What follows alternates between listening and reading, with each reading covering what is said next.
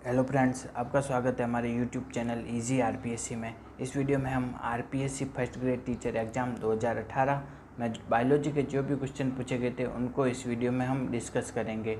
RPSC first grade teacher exam 2018 का जो paper है वो हमने 3 पार्ट में डिस्कस किया है। ये उसका पार्ट 3 है। ओके, तो शुरू करते हैं। पहला क्वेश्चन है कि संचित भोजन फ्लोरिडियन स्टार्च है। तो फ्लोरिडियन स्टार्च संचित भोजन किस में पाया जाता है? वो पाया जाता है रेड एल्गी। रेड एल्गी यानी रोडोफाइसी में संचित भोजन क्या होता है? Floridean starch.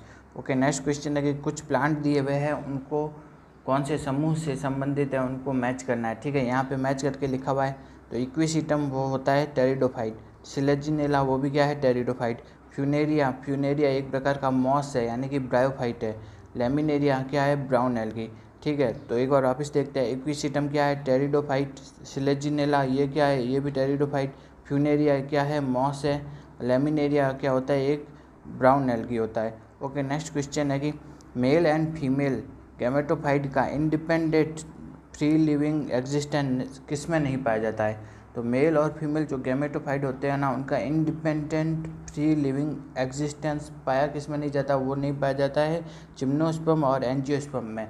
जिम्नोस्पर्म और एंजियोस्पर्म इन दोनों में जो गैमेटोफाइट होते हैं ना, वो फ्री लिविंग नहीं होते, वो हमेशा स्पोरोफाइट पर डिपेंडेंट होते हैं। ठीक है। ओके, नेक्स्ट क्वेश्चन है कि ब्लड वेसल में कौन सी मसल पाई जाती है? तो ब्लड वेसल्स होती है ना, उसमें कौन सी मसल पाई जाती है? वो पाई जाती है स्मूथ मसल। ब्लड वेसल्स में मसल पाई जाती है smooth muscles. Okay, next question है कि किस प्लांट टिश्यू में लिग्निफाइड सेल वॉल पाई जाती है? तो लिग्निफाइड सेल वॉल किस में पाई जाती है? वो पाई जाती है स्क्लेरेनकाइमा यानी कि ढर्डोता स्क्लेरेनकाइमा में जो प्लांट सेल वॉल होती है ना, वो क्या होती है? लिग्निफाइड होती है। ओके, नेक्स्ट क्वेश्चन है कि रूट दी हुई है, वो कौन से प्लांट में पाई जाती है? उनको मैच करना है। ठीक है, यहाँ पे मैच करके लिखा हुआ है। तो एडवेंटिशियस रूट किस में पाई जाती है? वो पाई जाती है मोनोकोट में। स्प्लिट रूट पाई जाती है मक्का और गन्ना में। मक्का और गन्ना के जो प्लांट होते हैं ना, उनमें तने के निचले हिस्से से कुछ रूट निकल जाती है जो कि पौधे को सहारा प्रदान करती है। इनको ही क्या कहा जाता है? Split root. क्या कहा जाता है? Split root. ओके, नेक्स्ट है कि प्रॉप रूट किस में पाई जाती है? प्रॉप रूट पाई जाती है बरगद में।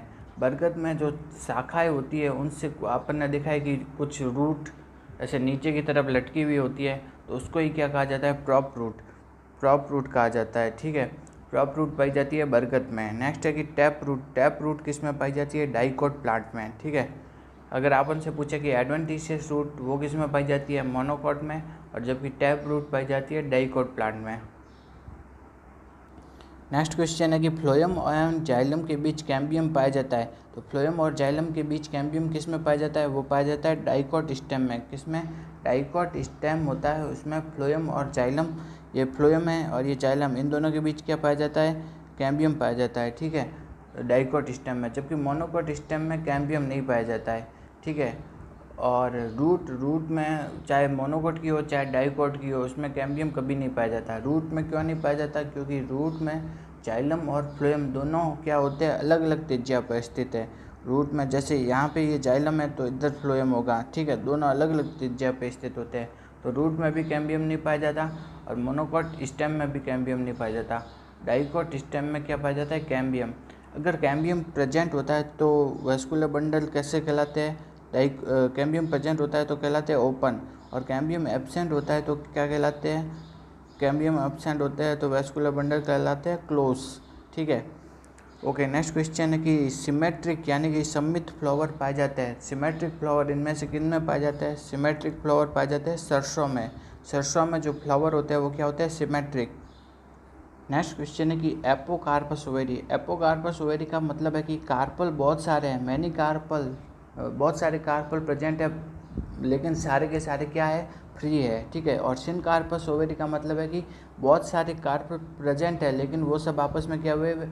फ्यूज है, मतलब जुड़े हुए हैं। ठीक है, एपोकार्पस का मतलब बहुत सारे कार्पल है लेकिन वो आपस में क्या है? फ्री है। और सिनकार्पस का मतलब बहुत सारे कार्पल प्रेजेंट है लेकिन सब आपस में फ्यूज है। ओके, नेक्स्ट क्वेश्चन है कि स्कूटेलम। स्कूटेलम क्या होता है? तो ग्रास में जो कोटिलीडन पाया जाता है यानी कि बीज पत्र पाया जाता है, उसको ही क्या कहा जाता है? स्कूटेलम। ग्रास में पाया जाने वाला बीज पत्र या फिर कोटिलिडन ही क्या कहलाता है, स्कूटेलम। ओके, नेक्स्ट क्वेश्चन है कि लाइसोसोम में पाए जाने वाले एंजाइम, लाइसोसोम में कौन से एंजाइम पाए जाते हैं, लाइसोसोम में पाए जाते हैं हाइड्रोलेजेस। कौन से हाइड्रोलेजेस एंजाइम पाए जाते हैं, उनमें क्या होता है हाइड्रोलाइटिक प्रकृति पाई जाती है, वो किसी भी पदार्थ का क्या कर देते हैं हाइड्रोलाइसिस, उसका अपघटन कर देते हैं, ठीक है। तो लाइसोसोम में कौन से एंजाइम पाए जाते हैं, वो पाए जाते हैं हाइड्रोलाइसिस एंजाइम। नेक्स्ट क्वेश्चन है कि बैक्टीरिया का एक्स्ट्रा क्रोमोसोमल डीएनए है, तो बैक्टीरिया का जो एक्स्ट्रा क्रोमोसोमल डीएनए होता है ना, वो क्या होता है प्लाज्मिड। एक्स्ट्रा क्रोमोसोम मतलब क्रोमोसोम के जो मेन क्रोमोसोम होता है उसके अतिरिक्त पाए जाने वाला डीएनए, वो कहलाता है एक्स्ट्रा क्रोमोसोमल डीएनए, वो होता है क्या प्लाज्मिड। बैक्टीरिया का एक्स्ट्रा क्रोमोसोमल डीएनए है प्लाज्मिड। ओके, नेक्स्ट क्वेश्चन है कि नई सेल की उत्पत्ति पूर्ववर्ती सेल में विभाजन से होती है, ये खोज किसने की थी,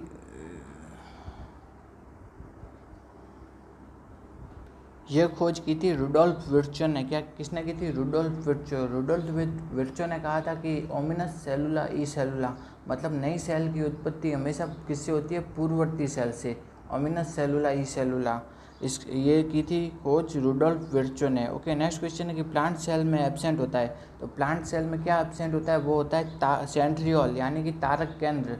सेंट्रियोल तारक केंद्र ये प्लांट सेल में एब्सेंट होता है लेकिन एनिमल सेल में पाया जाता है, ठीक है। लेकिन कुछ ऐसे चीज़ें भी होती है जो कि एनिमल सेल में एब्सेंट होते हैं लेकिन प्लांट सेल में पाई जाती है, वो कौन सी चीज़ें है, वो है सेल वॉल। सेल वॉल होती है वो एनिमल सेल में एब्सेंट होती है लेकिन प्लांट सेल में पाई जाती है। प्लास्टिड लवक वो भी एनिमल सेल में एब्सेंट होते हैं लेकिन प्लांट सेल में मिलते हैं। बड़ी केंद्रकीय रिक्तिका, लार्ज सेंट्रल वैक्यूल, बड़ी केंद्रकीय रिक्तिका ये भी है ना प्लांट सेल में पाई जाती है लेकिन एनिमल सेल में नहीं पाई जाती है। सेल वॉल, प्लास्टिड और बड़ी सेंट्रल रिक्तिका ये तीनों चीज़ें होती है वो जो कि एनिमल सेल में तो एब्सेंट होती है लेकिन प्लांट सेल में पाई जाती है। नेक्स्ट क्वेश्चन है कि जो स्मूथ ईआर होती है वो किसका सिंथेसिस करती है, तो स्मूथ ईआर संश्लेषण करती है किसका, लिपिड का। लिपिड का संश्लेषण करती है स्मूथ ईआर। जबकि रफ ईआर किसका सिंथेसिस करती है, रफ ईआर करती है प्रोटीन का।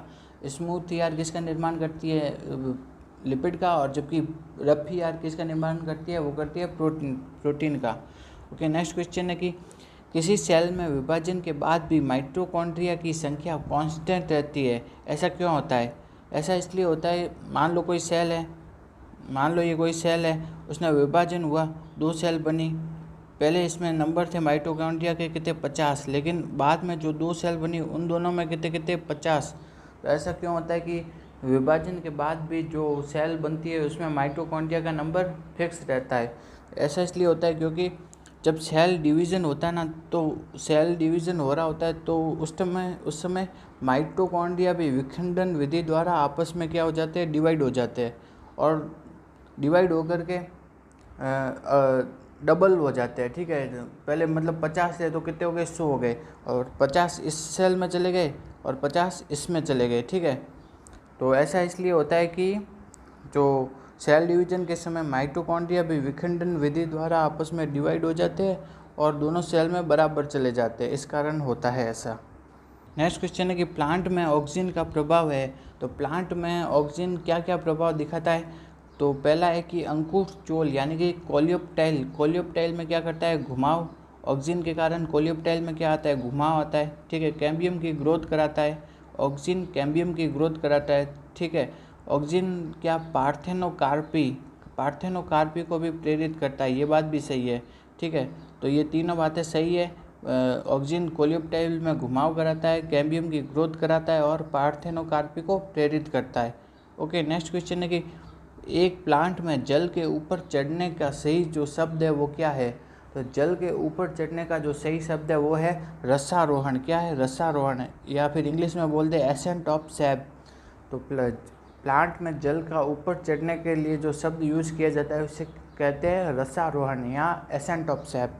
ओके, नेक्स्ट क्वेश्चन है कि किसी सॉल्यूशन का ऑस्मोटिक पोटेंशियल हमेशा क्या होता है। कोई सॉल्यूशन है विलियन, उसका ऑस्मोटिक पोटेंशियल हमेशा क्या होता है, वो होता है नेगेटिव, हमेशा नेगेटिव में होता है। कोई भी सॉल्यूशन है उसका ऑस्मोटिक पोटेंशियल हमेशा नेगेटिव में होता है। ओके, नेक्स्ट क्वेश्चन है कि जीरोफाइटिक सकुलेंट प्लांट जिनमें रात्रि के समय CO2 ग्रहण की जाती है और दिन के समय उपयोग के लिए मैलिक एसिड के रूप में संग्रहित की जाती है, वो प्लांट्स है। तो अपन को पहले ही कह दिया है क्या है, सकुलेंट प्लांट है, ठीक है। तो और उनमें जो CO2 है ना, वो कब ग्रहण की जाती है, रात्रि के समय। तो रात्रि के समय CO2 किस में ग्रहण की जाती है, वो होते हैं कैम प्लांट। कौन से, कैम प्लांट, ठीक है। रात्रि के समय CO2 ग्रहण करते हैं और दिन के समय उपयोग के लिए उसको मैलिक एसिड के रूप में संग्रहित कर देते हैं। ओके, नेक्स्ट क्वेश्चन है कि C3 एंड C4 प्लांट में मेन कार्बोक्सिलेज एंजाइम कौन से है। तो C3 प्लांट में जो मेन कार्बोक्सिलेज है वो है रुबिस्को, और C4 प्लांट में मेन कार्बोक्सिलेज है वो है पेप कार्बोक्सिलेज। C3 में मेन कार्बोक्सिलेज है रुबिस्को, और जबकि C4 में मेन कार्बोक्सिलेज है पेप कार्बोक्सिलेज।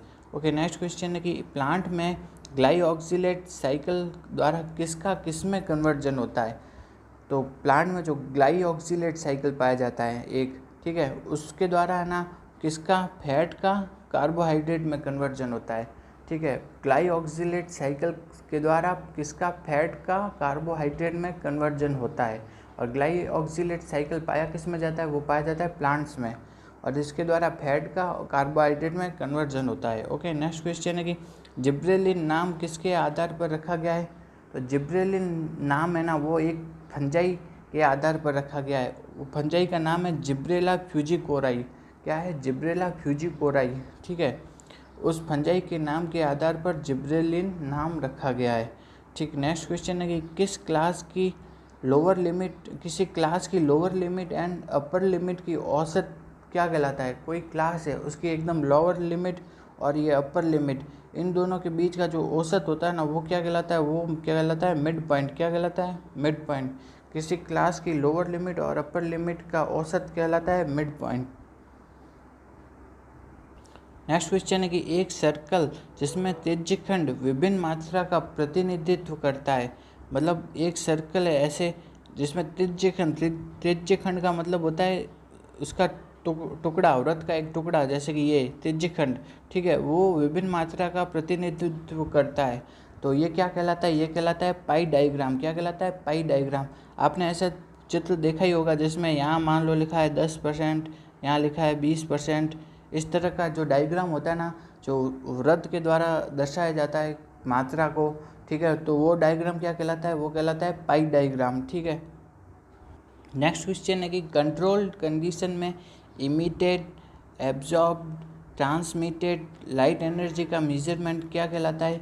जो इमिटेड, एब्जॉर्ब और ट्रांसमिटेड लाइट एनर्जी का जो मेजरमेंट होता है वो कहलाता है फोटोमेट्री। क्या कहलाता है, फोटोमेट्री कहलाता है। Emitted, transmitted, absorb light energy का जो मेजरमेंट है वो कहलाता है फोटोमेट्री। ओके, नेक्स्ट क्वेश्चन है कि स्टेशनरी फेज से बंधुता के आधार पर किसी मिक्सचर के घटकों को अलग अलग करने की टेक्निक। तो स्टेशनरी फेज है, उससे बंधुता कितनी है, उसके आधार पर जो मिक्सचर के घटकों को अलग अलग करना, वो वाली टेक्निक क्या कहलाती है, वो कहलाती है क्रोमेटोग्राफी। क्या कहलाती है, क्रोमेटोग्राफी। नेक्स्ट क्वेश्चन है कि इलेक्ट्रोफोरेसिस सिस्टम के घटक है। तो इलेक्ट्रोफोरेसिस सिस्टम के घटक कौन कौन से हैं वो बताना है, ठीक है। ए चैम्बर कंटेनिंग सपोर्ट मीडियम से भरा हुआ एक चैम्बर, हाँ, ये चाहिए होता है इलेक्ट्रोफोरेसिस के लिए। एक एनोड एंड एक कैथोड, ये भी चाहिए होता है इलेक्ट्रोफोरेसिस के लिए। पावर सप्लाई भी चाहिए होती है इलेक्ट्रोफोरेसिस के लिए। लाइट सोर्स, लेकिन इलेक्ट्रोफोरेसिस में लाइट सोर्स की कोई ज़रूरत नहीं होती है। लाइट सोर्स जो होता है ना, वो एसेंशियल नहीं होता है इलेक्ट्रोफोरेसिस में, ठीक है। नेक्स्ट क्वेश्चन है कि लिविंग सेल को उसकी नेचुरल स्टेट में बिना मारे, बिना फिक्स किए, बिना स्टैन किए एग्जामिन करने की विधि। मतलब लिविंग सेल है, जीवित सेल है, उसको बिना स्टैन किए अगर अपन को देखना हो ना, तो अपन क्या विधि काम में लेंगे, तो वो काम में लेंगे फेज कॉन्ट्रास्ट माइक्रोस्कोपी, ठीक है। अगर अपन को जीवित कोशिका को देखना है तो अपन कौन सी माइक्रोस्कोपी का यूज़ करेंगे, वो करेंगे phase contrast microscopy. Okay, next question है कि जो इंडियन बाइसन यानी कि जंगली भैंसा, जिसे गौर भी कहा जाता है, वो भारत के अलावा और कहाँ पे पाया जाता है। तो इंडियन बिसन वो भारत के अलावा पाया जाता है म्यांमार में। कहाँ पाया जाता है, म्यांमार। ओके, नेक्स्ट क्वेश्चन है कि कौन सा नेशनल पार्क माउंटेन गोरिल्ला को संरक्षित करने के लिए बनाया गया है। तो माउंटेन गोरिल्ला को संरक्षित करने के लिए जो नेशनल पार्क बनाया गया है उसका नाम है विरुंगा नेशनल पार्क कांगो। क्या है? Virunga national park Congo. ये माउंटेन गोरिल्ला को संरक्षित करने हेतु बनाया गया है। ओके, नेक्स्ट क्वेश्चन है कि डेजर्ट नेशनल पार्क यानी कि राष्ट्रीय मरु उद्यान, डेजर्ट नेशनल पार्क कहाँ पे स्थित है? तो डेजर्ट नेशनल पार्क स्थित है जैसलमेर एंड बाड़मेर में, जैसलमेर बाड़मेर में स्थित है desert national park. Okay, next question है कि बायोस्फीयर रिजर्व के भाग है। बायोस्फीयर रिजर्व के भाग कौन कौन से हैं? ठीक है, कोर जोन बायोस्फीयर रिजर्व का एक भाग होता है। मैनिपुलेशन जोन भी बायोस्फीयर रिजर्व का एक भाग है। बफर जोन ये भी बायोस्फीयर रिजर्व का भाग होता है। लेकिन बायोस्फीयर रिजर्व में एंटरटेनमेंट जोन नाम का कोई भाग नहीं होता है। ठीक है, एंटरटेनमेंट जोन नाम का कोई भाग नहीं पाया जाता है। बायोस्फीयर रिजर्व के भाग कौन कौन से हैं? कोर जोन, मैनिपुलेशन जोन और बफर जोन। ठीक है, नेक्स्ट क्वेश्चन है कि कोर्टशिप बिहेवियर ऑफ एनिमल के लिए सही है। एनिमल का जो कोर्टशिप बिहेवियर होता है ना, उसके लिए सही कथन कौन कौन से है वो बताने हैं। ठीक है, यह कोर्टशिप बिहेवियर होता है ना, वो स्पीसीज स्पेसिफिक होता है, मतलब हर एक स्पीसीज का अलग कोर्टशिप बिहेवियर होता है। हाँ, ये बात बिल्कुल सही है कि कोर्टशिप बिहेवियर स्पीसीज स्पेसिफिक होता है। यह इंस्टिंक्टिव यानी कि नैसर्गिक होता है। कोर्टशिप बिहेवियर होता है वो नैसर्गिक होता है, ये बात भी बिल्कुल सही है। यह कोर्टशिप बिहेवियर जेनेटिकली कंट्रोल्ड होता है, तो ये जेनेटिकली कंट्रोल होता है, ये बात भी बिल्कुल सही है। नेक्स्ट है कि एक ही प्रजाति के मेल एंड फीमेल का कोर्टशिप बिहेवियर समकालिक होना आवश्यक है। तो एक ही प्रजाति है, उसके मेल और फीमेल का जो कोर्टशिप बिहेवियर है वो समकालीन होना ज़रूरी है, ये बात भी बिल्कुल सही है। अगर आपको हमारा ये वीडियो अच्छा लगा तो वीडियो को लाइक कीजिए और हमारे YouTube चैनल को सब्सक्राइब कीजिए। Thank you.